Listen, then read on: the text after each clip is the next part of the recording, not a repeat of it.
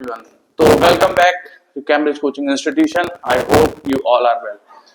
So today we'll talk about the might.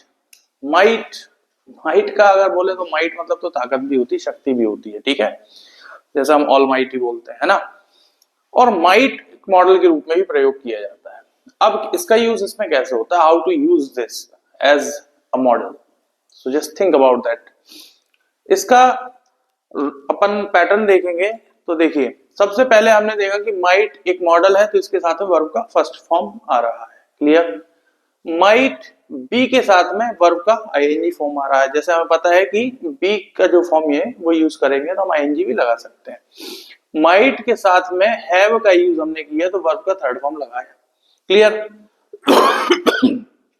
सबसे पहली चीज ये समझ लें कि माइट प्रॉपरली वर्क कैसे करता है, ठीक है। तो सबसे पहली चीज हमने देखा कि यहां पर माइट लिखा हुआ है तो it may rain, it might rain. अब इस मे और माइट का डिफरेंस देखिए, ये जो मे होता है ये मोर पॉसिबिलिटी, मतलब कि किसी भी चीज के होने की संभावना को बढ़ा देता है, ठीक। और उसी जगह पर अगर हम माइट को लगा देंगे तो माइट इज लेस पॉसिबिलिटी, मतलब किसी भी चीज की होने की संभावना को ये घटा देता है। ये बात आपको दिमाग में रखनी है। तो जब जहां पर पॉसिबिलिटी किसी चीज के होने की ज्यादा हो तो मे का यूज किया करें, और जहां कम हो वहां पर माइट का यूज किया करें। अब आते हैं, माइट प्लस V1 शायद ता होगा। शायद ता होगा का मतलब क्या है, शायद वह वहां जाता होगा। देखिए आ गया ना ता होगा।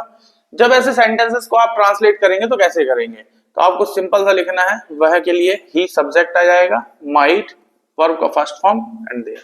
तो ही माइट गो देयर, इसका मीनिंग हो जाएगा शायद वह वहां जाता होगा, शायद वह वहां खाता होगा, शायद वह वहां पकाता होगा, शायद वे यहाँ आते होंगे, ऐसा। दूसरी चीज हम देख रहे हैं इसी का कॉन्टिन्यूअस फॉर्म। तो हमने देखा कि यहाँ पर माइट बी प्लस VING हमारे पास यूज हुआ है।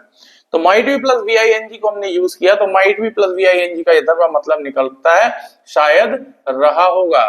जैसे मैं कहूं कि शायद वह पढ़ा रहा होगा, शायद वह खाना पका रही होगी। तो हमने कहा कि शायद वह खाना पका रही होगी, तो हम क्या लिखेंगे, शी। फिर क्या लेंगे, माइट बी। आईएनजी फॉर्म की वर्ब लेना है तो कुक में लगा दिए कुकिंग, ऑब्जेक्ट फूड, तो she might be cooking food, she might be cooking food. इसी पैटर्न में आप इसके नेगेटिव्स भी बना सकते हैं, she might not be cooking food, है ना।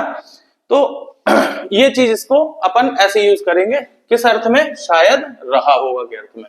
तीसरी चीज आ जाते हैं तो हमारे पास आ जाता है might have plus V3।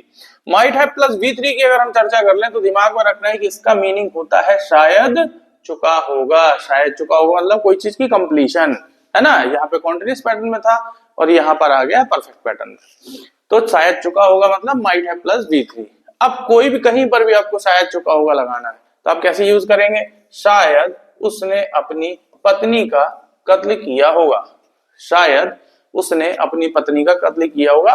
Possibility less है कि किया है कि नहीं किया, ये कंफर्म नहीं है, ठीक है। तो ऐसे में क्या लिखेंगे, ही माइट हैव, किल का third form killed his own wife. Own का मतलब होता है स्वयं का, अपना, ठीक है। तो शायद उसने अपनी पत्नी का कत्ल किया होगा तो he might have killed his own wife. तो इसी टाइप से आपको माइट का प्रयोग करना है। माइट के दो यूजेस और बताऊंगा मैं और माइट के, may have to and might have to, okay. तो अच्छी वीडियोस अगर लग रही हो तो लाइक करें, शेयर करें, सब्सक्राइब करें। Thank you.